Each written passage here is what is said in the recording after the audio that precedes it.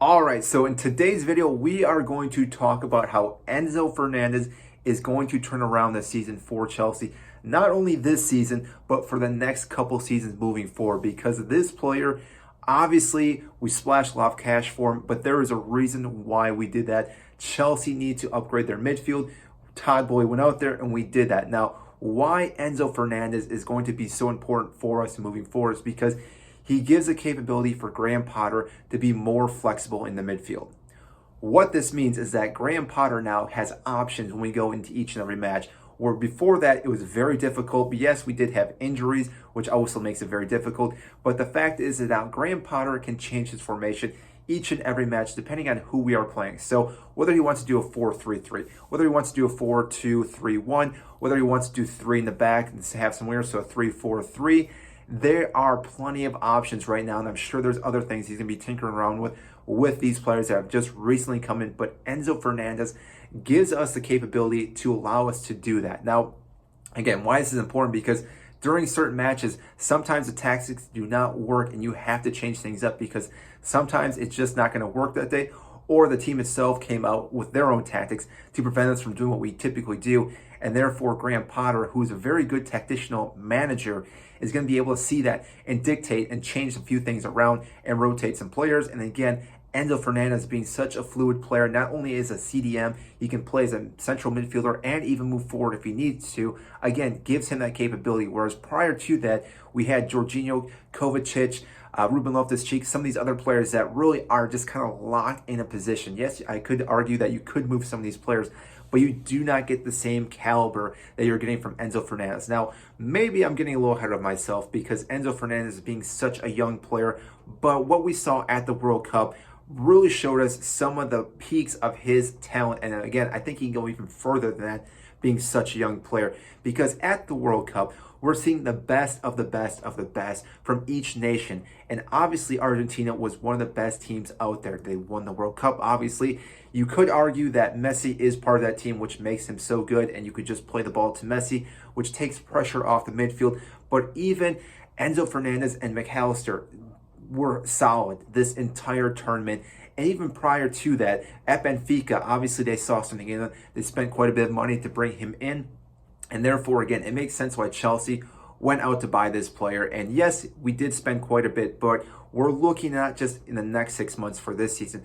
We're looking at probably the next decade with this player. And obviously, if he's able to grow into this massive player, for what we paid for him is going to be just pennies for the most part. Yes, I understand we paid 100 some plus million for this player, but still, the fact that he gives a versatility for our midfield is going to make a big difference. Now, why I think this will be a big difference is because, like I said, gives us the tactical formation. So us going against Fulham, I'm not quite sure exactly what Graham Potter will do just right now because I do not know who's fully fit. But one thing for sure is that Enzo Fernandez will start this match. And now I don't know if he'll be in the CDM. I think that would make the most sense, whether we do a double pivot or if he sits back as his own central defensive midfielder. I've talked about this in other videos. I could even see Graham Potter drop him down, kind of like what Pirlo used to do at Juventus, and have him be more of a defensive midfielder, but playing those long balls and pinging passes all over the place, but being the maestro in the midfield. And I think Enzo Fernandez has the capability of doing that.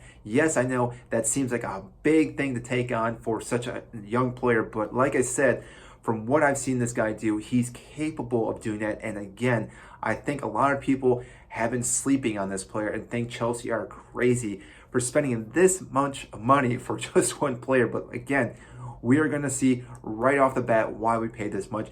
After Fulham, I guarantee you people are going to be talking how a bargain of a player this was. Now, maybe again, I'm getting ahead of myself because it is just one game and sometimes we get a little ahead of ourselves, but we will see what he can do, and each and every match is going to keep building because he's going to be able to gel with all our players, and all the other players that came in are going to start gelling with our team. So like Mudryk out on that left side, we're going to be able to play balls to him that he can run onto. He can dribble past players. He can create all these chances, which what that will do is create more chances inside the box, which we know we've been struggling with.